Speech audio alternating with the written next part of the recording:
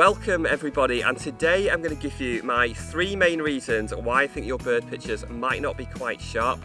I'm going to show you how you can tell what it is that's causing the problem, and most importantly I'm going to show you how to fix it. The number one reason is simply subject movement. As you're taking the picture, the shutter is going to stay open, or the sensor is going to record, and it's going to record any movement that's happening at the time. It's going to vary to an extent depending how much it moves, how big the bird is in the viewfinder, and birds rarely stop moving. Even when they're perched, you'll find them moving around, in particular the heads are moving around as well. Now, how do you know that it's subject movement that is causing your pictures to be unsharp? Well, the best way to tell is when you look at your image, zoom in on it, possibly on the back of the screen, but I would advise on a computer screen is going to be much better. What you'll often find is parts of the image are sharp and parts of the image aren't. So you'll find some areas look sharp and some areas look blurry. So for example, you might have the perch it's on might be nice and sharp, but the head is blurred. That's a classic example of some subject movement. You might even find that the legs are sharp, maybe even the body, but the head is very blurred. So how do we fix this one? And this really just comes down purely to shutter speed, and it's going to depend again on a few factors that we discussed earlier. What I would say for your small perching birds, I'd say if you can try and get to 1/500th of a second, that's usually pretty safe.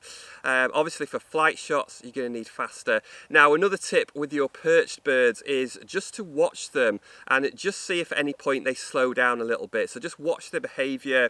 If there's a certain point they seem to slow down, that's when you want to take the pictures. So watch the behavior. Every time the bird just seems to slow down or stop moving its head for a second, then you want to try and react and fire at that moment. And I think generally you need faster shutter speeds for your really small perching birds like tits and finches. For your larger birds and birds of prey, for example, you can often get away with slower shutter speeds when they're resting. Number 2 is camera shake. Now, this is to do with your ability to keep the camera steady enough when you're taking the picture, and long lenses with big focal lengths can also magnify this and make the problem worse. Now, this is kind of similar to number 1 a little bit, but rather than the subject moving, it's actually you moving. It's that movement of you that the camera is recording, and that's why you're getting pictures that aren't quite sharp. Now, to diagnose this one is usually quite easy. If you play back the image, have a look at your picture, you'll probably find that everything just kind of looks out of focus. Everything looks a bit fuzzy and blurry. The bird, maybe the perch the bird is on, and possibly even the background as well. So if you're getting that kind of fuzzy, out of focus look to the whole picture, then it's almost certain that it is camera shake. To fix this problem, it's a case of understanding what shutter speed you need with your gear to overcome camera shake. Now, there is a rule, the reciprocal rule, that says it's 1/over the focal length of your lens. Sounds complicated, but basically if you're hand holding with a 300mm lens, then 1/300th of a second would hopefully stop camera shake. Now, I think it's a little bit different these days with mirrorless and image stabilization, but it's not a bad rule to aim for. Personally, I would say to go a little bit higher. So if you're hand holding with a 300mm lens, then I would try and go for 400th of a second, maybe a bit higher. If you're hand holding with a 500mm lens, then I'd say 640 or maybe 1/800th of a second, just to be safe.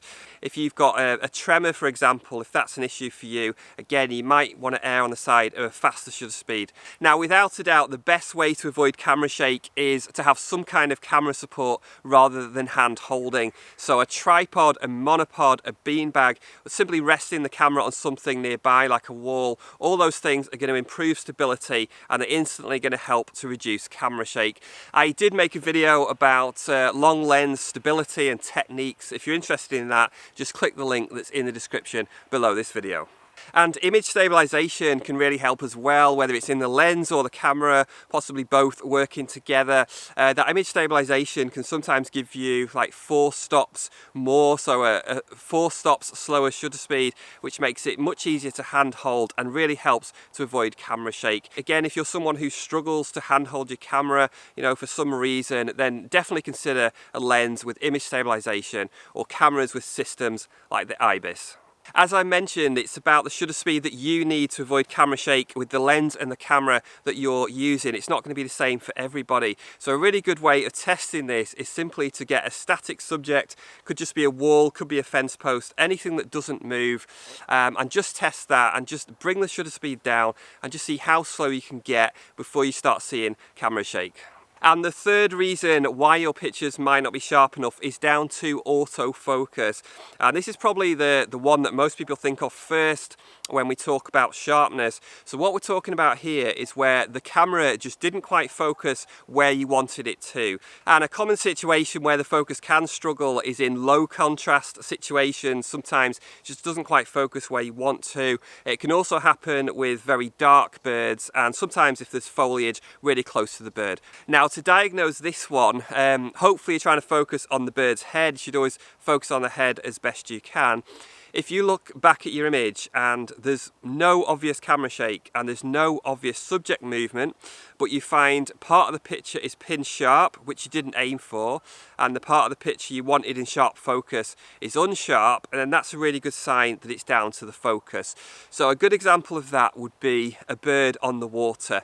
So let's say you're photographing a duck. You're obviously trying to aim for the body or the head, and you look back at your picture and there's no obvious fuzziness, camera shake, it doesn't look like there's any subject movement, but the bird isn't in sharp focus, but you find that the ripples on the water in front and behind the bird, if they're in sharp focus, then that's a really good example of the focus not looking on to where you intended. Another example would be your small perching birds. If everything looks okay, there's no camera shake, subject movement, but for example the wing of the bird is absolutely pin sharp but the head isn't, or part of the body is pin sharp but again the head isn't, that's a really classic example that it didn't focus where you wanted it to lock on. And this is definitely the most difficult one to fix because there's so many factors involved. I think a lot of people instantly think about calibration of focus and lenses when they have focus problems, but I honestly think it's probably not the first thing that's likely to be the issue. The first thing you want to look at is just your accuracy. You might think you're focusing in a certain area, but are you actually doing that? Sometimes you'll find that you're actually a little bit off. So a really good way of testing this, if you have the facility on your camera, is to use the autofocus point playback. When you play back your image, you might be able to see where the focus point actually was when you took the picture, and that is just such a great way of testing and seeing how accurate you're actually being. If you do find you're having focus problems of this nature, then I'd highly suggest that you try less focus points. So if you're using a group of focus points, then try just using one single focus point, for example. And you can also try disengaging and re-engaging the focus on occasion. That can sometimes help you as well. Now, I did mention calibration, and if you're using a DSLR and you're having focus issues, then there is a chance that you might need the lens calibrating. So a good way to tell this is when you're taking your pictures, if you're finding that the focus is consistently behind, slightly behind where you're focusing, or slightly in front, and it's consistently one of those, then that's a good sign that there is a problem with the focus and something needs calibrating. A good way of testing this is to find something with some depth to it, a static subject with some depth, and then get the focus point on that object, and then when you review the image back, you can see, did it focus exactly where the focus point is? If you find it's not sharp where it should be, it's sharp slightly behind or slightly in front, then you know that the lens or the camera needs some kind of calibration. So do you have any tricks that you use to help you know why your pictures aren't sharp? Do put them in the comments box below. I'd love to know those. And if you want some help with your bird photography, then check out my photography guides. I'll put a link up on the screen and also in the description below. Downloadable photography guides which can help you as a reference in the field. Please like this video if you enjoyed it and subscribe if you haven't already. Thanks for watching, and I'll see you in another video very soon.